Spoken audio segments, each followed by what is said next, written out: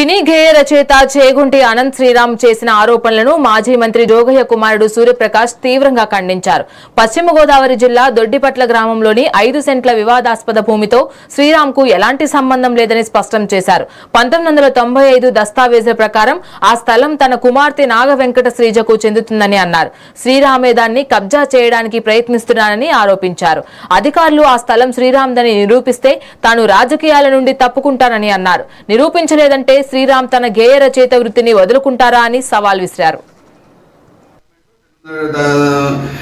అనిర్దిష్ట ల్యాండ్ భూమి కలిపి అంత ఈ బిల్డింగ్ నేను ఎవరికైనా ఎప్పుడైనా భవిష్యత్తులో అమ్మినా ఎవరికైనా గిఫ్ట్ ఇచ్చినా ఈ దారి నేను నా ఒక్కరి నిమిత్తం తప్పితే ఈ దారి వాళ్ళకి చెందుతా తప్పితే ఈ రూపంలో నాకు ఉన్నటువంటి ఈజ్మెంట్ రేట్లన్నీ తో పాటు ఇక్కడ ఉన్నటువంటి సుమారు ఇంచుమించు 3 కోట్ల రూపాయల ప్రాపర్టీని నేను నీకు గిఫ్ట్ డీడ్గా ఇస్తాను.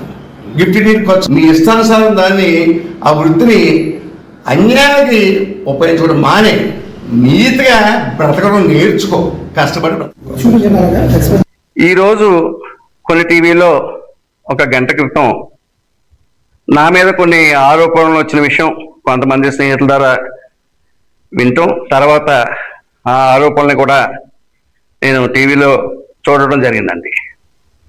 దానికి సంపూర్ణమైనటువంటి ఆధారపూరితమైనటువంటి వివరణ మీకు ఇవ్వాలని చెప్పేసి మీ పాత్రికేయ మిత్రులతోటి ఈ ప్రెస్ మీట్ ఏర్పాటు చేయడం జరిగింది.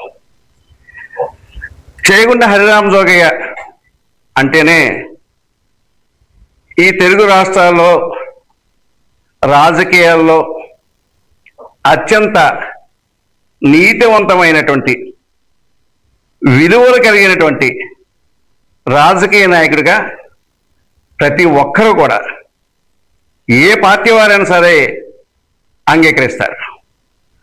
అటువంటి ఆయన కడుపున పుట్టిన నేను ఒక 5 సెంట్లు ఆక్రమించేశానని, కబ్జా చేశానని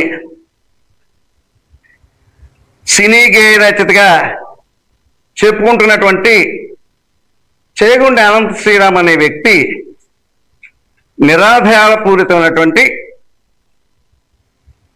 ఆరోపణ చేయటం చాలా దారుణమైన విషయంగా మీకు చెప్తున్నాను.